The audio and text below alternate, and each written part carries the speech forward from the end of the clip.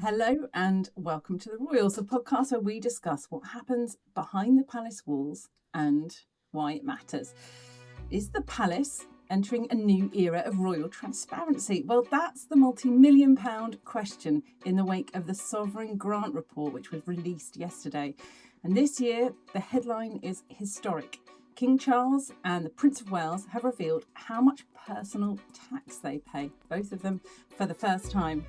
It's an unprecedented move for a reigning monarch and a major first for William as heir to the throne. But the timing is notable too. It follows months of intense scrutiny over royal properties, duchy income, and growing questions about the monarchy's value for money. So, is this a genuine push for transparency and public openness, or is it part of the monarchy's survival process? Well, Roya's away, sadly, this week, but here to help me unpack this historic report, I'm pleased to introduce you to Katie Tarrant, Whitehall correspondent for the Sunday Times, who's been investigating the royal finances, I think it's fair to say, Katie, for several years now. Welcome back to the Royals. Morning, Kate. Thanks for having me. It's a big day for royal finances, and we're recording this the morning after the reports landed. Among the headlines, the King has revealed he's paid more than £30 million in tax since he became king in 2022. Similarly, William has paid more than £20 million in tax, so £50 million in total over that same period. And the core funding for the royal household, this was an interesting one, wasn't it? Set to double in just the space of just 3 years, going up from £51 million to fund the King's work and members of the royal family, going up in 2027 to 2028 to pretty much 100 million, £99.9 million, we were told. There were other revelations as well, that Charles and Camilla will not move back into Buckingham Palace when that resurfacing work is finished in spring next year. That's the project that's been going on for 10 years. It's cost £369 million of public money. There's a lot to unpack in this, isn't there? They were just sort of showering us with figures, weren't they?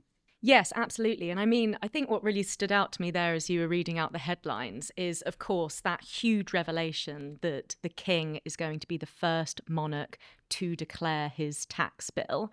And the figure that we got yesterday, in fact, puts him in the top 100 taxpayers in the country, probably above Anthony Joshua, who was our 100th biggest taxpayer at the Sunday Times' recent tax list.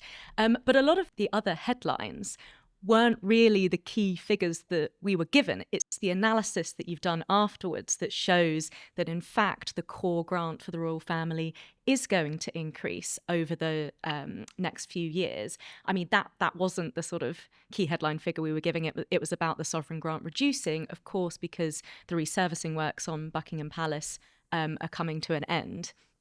But I think the sort of briefing from aides very much was, we've heard the calls for greater transparency and accountability. That word came up quite a lot as well. And I mean, obviously that's off the back of years of reporting, including the Sunday Times and Channel 4 Dispatches, revelations about the duchies of Cornwall and Lancaster and how much the Duke and the monarch were making from charities, public bodies, things that, weren't in the public domain that members of Parliament have been calling for years. I sort of read it as the aides trying to get on the front foot and saying that this is the era of transparency, but in reality, I'd say they've kind of been dragged to this point. Well, I'm curious to come back to you on that point, because I think that's really interesting, particularly your take on it as not being kind of in the royal bubble, if you like I suppose Roya and I are often.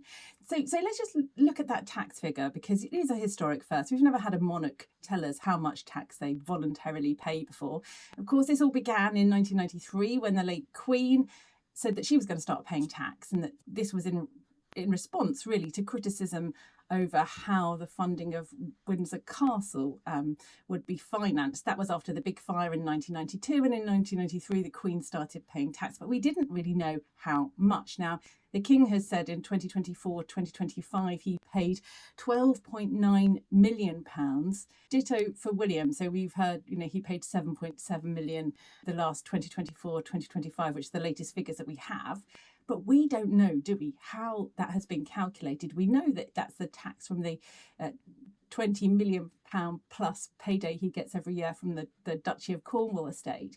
and then he can take some money off the top of that for his to run his public office. But we don't know how the sausage is made, do we? Well, that's exactly it. I mean, it's certainly a step in the right direction to actually give us that figure. I mean, again, I'd highlight a story that I wrote only last month, which revealed that Prince William's tax bill was, we reported 7 million. Of course, the figure that's come out is 7.76 million, so we were in the right ballpark.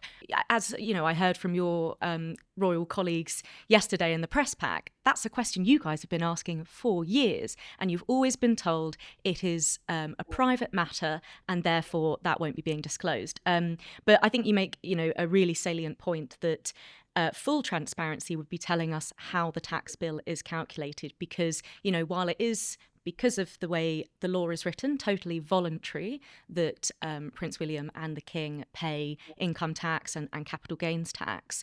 But we don't know exactly what expenses were deducted for public service, roles that the King and the royal household do, and because there is this element of public service, you would expect there to be, I think it's just fair to ask the question of what expenses are being deducted. I did, didn't I, in the briefing, and I think they were very clear to stamp that down. Having said that, we asked what the tax figure was the year before and the year before that, and they said no. They've changed their tune on that. Who knows? This is a first step towards kind of greater transparency, isn't it? But that was a great scoop of yours, because it actually shows that Prince William has nothing to hide.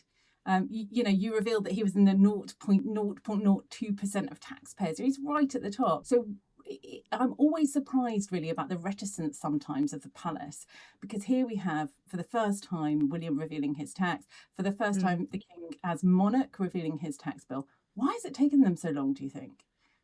Well, I'm absolutely with you. When we managed to sort of nail that story, I did think this is such a good story for the monarchy. It's not like the scoop was they weren't paying their taxes. That would be a scandal, And so I absolutely agree with you that it's a good thing to be being transparent about this. There was a telling quote, wasn't there, from the keeper of the Privy Purse in the Buckingham Palace briefing, and he acknowledged that while the money is coming in and the public money is coming in to help fund the official work that the royal family does, there's a little bit of a contingency. If they don't spend it, they get to keep it safely, and that's all fully audited and whatnot. But he said this is not a blank check. It did seem that they were more aware of the optics than perhaps previous years. Maybe they're listening to some of the criticism, because let's remember in 2024 it was your paper, Sunday Times, together with Dispatches, who revealed what was going on at the duchies. Now, for anyone listening, I've written in the Times today that royal finances are a quagmire. Even if you go on the royal website, it says, we understand that people don't find these very easy to get. That's why I think it gets so confusing, because one of the headlines and another figure that's been banded around was the Buckingham Palace resurfacing, which we know was 369 million. So for the kind of decade that's been underway, we have had a kind of an uplift to that sovereign grant. So on top of the regular money, there's been a kind of a top up. And that's going to finish, we're told, next spring. But after all that, we're told that the King and Queen won't be moving into the palace. What did you make of that? Because this is something that I've assumed for a long time and been told for a long time. I remember someone telling me a long time ago that it'll be a kind of flat above the shop, is the kind of how it was described to me, the accommodation where the King can stop over if he's working late, but he won't actually live there. I mean, does it matter, Katie? I mean, I think, obviously some of the immediate reaction from the Royal Press Corps yesterday was, but this is meant to be the royal residence. And, it is this sort of huge symbol of soft power, really, in the UK, isn't it? And it does attract, hundreds of thousands of tourists every year, and they come because it is the royal residence. But I suppose, what it sounds like the royal household is weighing up is they want the public to feel like they're getting value for money for the amount that the royals take from the sovereign grant. That's something that they're very aware of. And so I think, the argument that they were putting forward yesterday was that, well, if we can open up more of the palace to the public, then they can feel like they're getting that value for money. And I suppose, as you said, you've heard this potentially rumoured for a while. It's not really surprising that the king, in his old age, having gone through the cancer treatment that he has, is looking to stay somewhere where he's comfortable. But I do certainly think, given it was Sir Winston Churchill that was convincing Queen Elizabeth in the first place to keep Buckingham Palace as the royal residence when she was considering residing elsewhere, it is quite a significant moment. That's right, isn't it? I mean, it ends kind of 200 plus years of royal history, because we had Queen Victoria living there. Like you say, Winston Churchill persuaded a young Queen Elizabeth II to move in there after she came to the throne in 1952 with her family. But she never really took to it as a kind of beloved family home. She was always looking forward to going up to Balmoral in Scotland or spending time in Sandringham in Norfolk. Every weekend she'd be up at Windsor. And the last time that we know that a monarch stayed there was just before the coronavirus lockdown, when she moved up to Windsor and didn't go back. So it's never been a place where the royals feel particularly at home. And I'm told that William too doesn't have any ambition or intention of moving his family there whenever the time comes for him to take the throne. But you're right, it's symbolic, isn't it? I mean, the reaction from the palace is, well, this will allow us to open up the palace to the public more, which begs the question, what are you going to do? We already know there are tours there. We already know you can go around the grounds, the gardens, there were exhibitions. One of the places where we were yesterday for the briefing in the King's Gallery always has exhibitions and things that you can go and look around. Very interesting. Sometimes with these things, do you think it just asks more questions than it answers? I definitely left the briefings yesterday with more questions than answers, I feel. And I mean, I think also the sort of place of Buckingham Palace within the greater, soft power debate as well. Again, royal aides were keen to stress that investitures will still be there, state dinners and sort of state events. And, they kept coming back to the very successful King's visit to the United States in April, where off the back of that, President Trump said he was going to be removing all tariffs on whiskey in honour of the King and Queen. I think it just comes back to that value for money question, which, the National Audit Office has been assessing, the Public Accounts Committee has been assessing. But actually, the kind of funding system for the royal family is quite recent, because it was changed, wasn't it, when George Osborne as Chancellor changed it in 2011, and critics at the time described this as a very generous deal that he had struck with the palace and handed them this incredible kind of what was then called a golden ratchet by some people. Can you talk us through how that worked? Because this shows you, doesn't it, the interaction between Whitehall and the palace. Well, I think, the key thing about the sovereign grant, as in George Osborne's era, the Act was written, was that it was tied to the Crown Estate's profits. And if you speak to, former Liberal Democrat MP and royal author Norman Baker, he would say it's a complete misnomer to call it the Crown Estate in the first place, because actually, like the duchies back in the 13th and 14th century, it is public land that has been then the duchies have been bestowed on the monarch as a property empire. The Crown Estate is still public land. But obviously, they've had, because of the land they own offshore and the offshore wind farms that have been built, they've had these bumper profits in recent years, which is why the percentage that goes towards the sovereign grant was initially at 12%. But as you raised earlier in the podcast, that's now been brought up to 20% to account for the fact that the profits are expected to go down. So it's kind of like whatever way you cut it, it's a very generous deal for the royal family. The Buckingham Palace works are also interesting, aren't they? Because they were sort of absorbed into the sovereign grant. So the overall funding will come down from the public. Like you said at the beginning, I think it's really interesting that wasn't, the kind of key figure they were putting out. The key figure they were putting out was overall the public money will be reduced.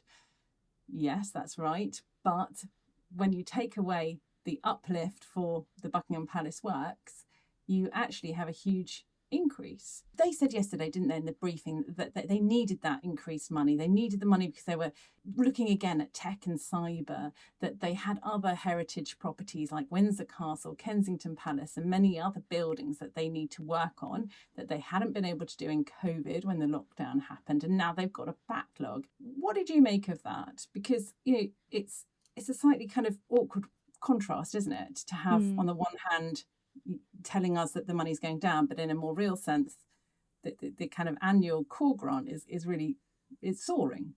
Well, I do sympathise with the argument that, some of the sovereign grant or different sources of funding should go towards maintaining those heritage buildings, because as we've kind of been talking about with Buckingham Palace, there is this kind of like soft power argument to it, and also it's something that people care about, and where else potentially might the money come from.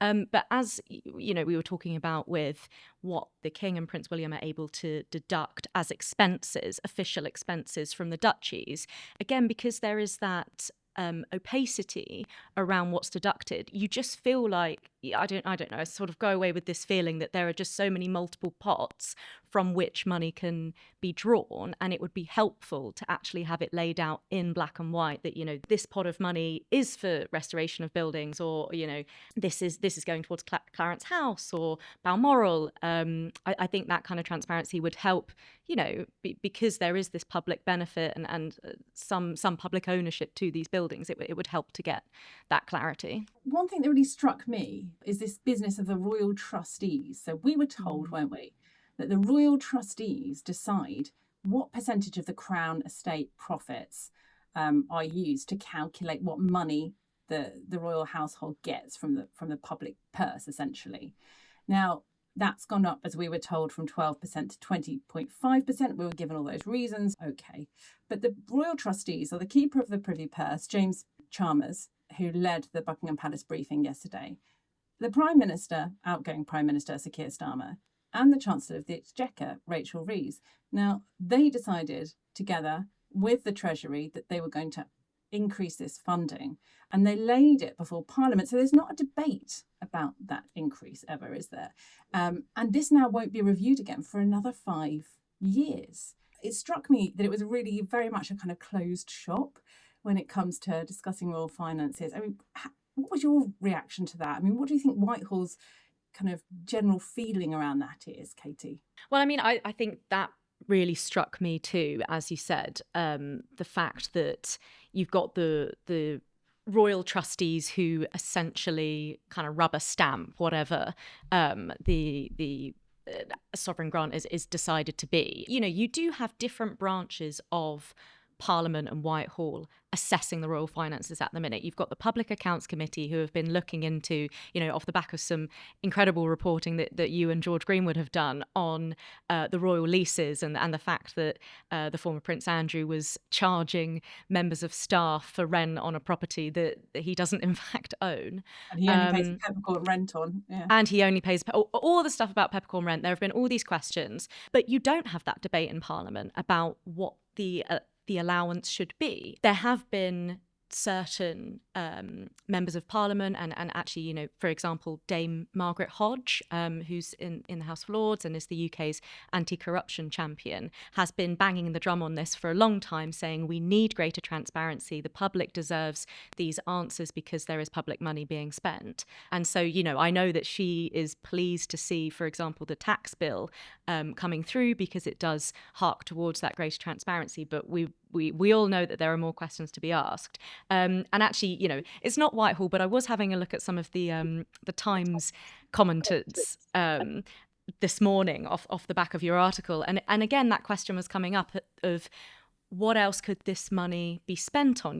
We're obviously Whitehall is arguing at the moment about how much the government can spend on the defence investment plan, and quibbling over a couple of billion, which is obviously a very significant amount. They're going to be looking for different sources of income, and the idea that this is sort of signed off without Parliament being able to debate it, I think is quite a significant one. It was interesting, wasn't it? James Chalmers, the keeper of the Privy Purse, was at pains to point out that, it's all structured and it's all, by the book. He said, while royal finances can sometimes appear complex, I think that's understating the issue, but he said the underlying system is clear in principle, structured in law and refined over time to ensure the monarch can serve with independence, accountability and in the long-term interests of the nation. But, like you say, it comes off the back of, a lot of discussion over peppercorn rents And, the palace was very, very keen to say that this was part of a transparency push to be, a significant step forward to making those palace books, more open.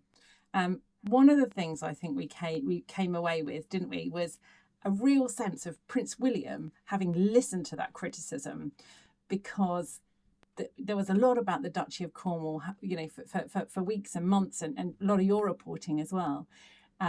One of the big things that will stick in the public's mind is the fact that part of the income that William gets from the Duchy of Cornwall comes from HMP Dartmoor. Now, this is a disused prison. Nobody's there anymore. The Ministry of Justice, however, is still paying William 1.5 million a year in rent, despite the fact that there's, the ground is said to be toxic and nobody can stay there. And he's getting 1.5 million pounds a year for that. Now, at the briefing yesterday, after we went from Buckingham Palace, then we sort of legged it, didn't we, to Kensington Palace, where sadly there was no aircon, maybe because that's, Prince William putting on his green-fingered approach to the climate. But we're all there sweating. And at Kensington Palace, we were told that by an act of Parliament, by legislation around the Duchy of Cornwall, William can't just say, I don't want that 1.5 million, thanks very much, Ministry of Justice, you keep hold of that until you've decided what to do with the prison. But what he can do, and what he is going to do from next year going forwards, is give that money back to the local community. Now, it strikes me that that's a very, very direct response to the criticism that he's received, and I would say quite a welcome one. But what was your view on that? I thought it was extraordinary because we first ran the revelation that the Duchy of Cornwall got 1.5 million a year from the Ministry of Justice for this lease in 2024. We did a follow-up story specifically around the prison, because let's just put this into perspective here. It was built using taxpayer money, but because it's on Duchy land, the Duchy is able to lease it to the MOJ. But within the lease, the public is on the hook for £68 million as part of a dilapidations clause, which means that once that lease ends, and it is in place until 2033, if the Ministry of Justice wants to hand the building back to the Duchy of Cornwall, we, the taxpayer, have to cover that amount. So not only that, but the prison closed in July 2024 because of a radon gas leak. And, we did lots of reporting as well on the fact that the Ministry of Justice had been taking readings on radon gas levels for years and years and years and had done nothing about this. So that was a scandal in its own right. But I've spoken to people in Princetown, which is, the aptly named area around Dartmoor Prison, whose people there were really quite angry at the fact that this prison had closed and completely, destroyed their businesses in the area. And what did people there think about William and the Duchy profiting from it? They hadn't heard that before, but that they were quite annoyed at that. But they did say, he is a very good custodian of the area, and obviously, at the briefing yesterday, the Duchy of Cornwall were at pains to point out that there is a lot of investment in the area. I don't think they see him as a sort of avoidant Duke of Cornwall. But I guess, I had put to the Duchy of Cornwall, I understand that a lease is, a legal contract, but is there not anything you can do potentially to let the taxpayer off this money? Because as you reported last year, the Duchy had reviewed some of the contracts it had with public bodies, with charities. For example, they were charging rent to the Scouts for Scout huts. They, charge the MOJ for other land that they use to moor Navy vessels, and they did. They either made them peppercorn rents or they stopped charging them entirely. So they'd already taken this step. But when it came to the prison, it was always, there's nothing we can do. So to be honest with you, I was, subtly surprised and quite delighted to see that our reporting had clearly made its way up to the Prince of Wales, who, the Duchy were keen to stress had taken this decision himself because of his belief that the money should be a force for positive impact in the community that the Duchy serves. Yeah, Yeah, I mean, I think William is very alive to this, to the reporting around this. And I think he's definitely driving it, is what I hear, that he wants to kind of change the way they do business. And he'll be watching this, I think, very carefully. He's taken him 2 years to release his tax bill. But as we've seen, he had nothing to hide. It's all about him doing things cautiously, treading slowly. And this does feel like the first step in a kind of a more transparent monarchy. But, as Norman Baker, the MP and Republican said, it's like a baby step, isn't it? Is this, have we wedged the door open slightly? Will it swing out wider now? I mean, I think what the royal household will be thinking is that if you give an inch, then the public will want to take a mile, right? And so even today, after they've had this historic tax announcement, we are all sitting here going, okay, but what's next? And they'll be very, very conscious of that. I don't think, because there are these, public inquiries going on into how the royals handle their finances, which, happen at least once a decade for parliamentarians going back years and years and years. There is that drive, no matter who is in power, to make sure that the public know that they are getting value for money. And so I definitely don't think this question of transparency and actually lifting the lid in a meaningful way, for example, to have some of those questions on how the tax bill is calculated, what expenses are deducted, what's money is spent on running the public office, answered. And so I definitely think there is still that feeling in Whitehall that this could go a step further. In conclusion, do you think, does this feel like a historic shift in tone? Are we at a kind of precipice moment, fork in the road for the royal family? Or is it just a kind of carefully controlled disclosure? Have they been pushed into a corner here, or do you think they're going to embrace it and run with it? I mean, I certainly think there is still, as the tone of the briefings yesterday suggested, this reticence to completely, reveal all, and there is this constant narrative about how the King and Prince William also operate as private citizens, and I don't see that totally changing. But I mean, I'd be interested to hear from you, Kate, because that was my first time in one of these briefings. How did it feel in comparison to how much information we were getting compared to in previous years? I think it does feel like a change, I have to say. I mean, I've sat through these briefings for over a decade, and I did feel, it's through gritted teeth that they give us this information. Obviously, they have to give us the information. They do so willingly, but they don't want to give us all the details. They don't want to really kind of take us on the inside and open up the books in that way. But as we've seen, often there's nothing to hide. There's a great quote by an author that says that royal finances are shrouded in fog. And I think just clearing some of the air would be hugely beneficial. And also saying, okay, we are putting the money up, but this is what we're going to spend it on. And people might say, fair enough. They talked about Middle East conflict, putting prices up, inflation, all the problems that regular people have on a much, lower budget. But I think it does feel like a moment. I think it feels like they've read the room, and it is a first step towards saying, okay, we get it. And I think it would be a lot of fun, and for me as a journalist, and I think it would be really interesting and important for the public to hear a bit more of what they've got to say. But let's see. Maybe you'll join us at another briefing. I would love to.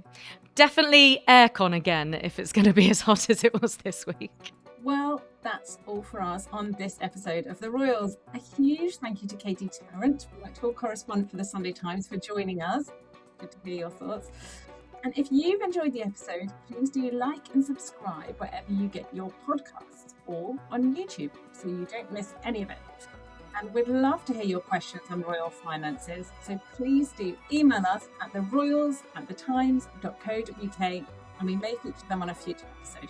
But until then, thanks for joining us on The Royals, and we'll see you again next week.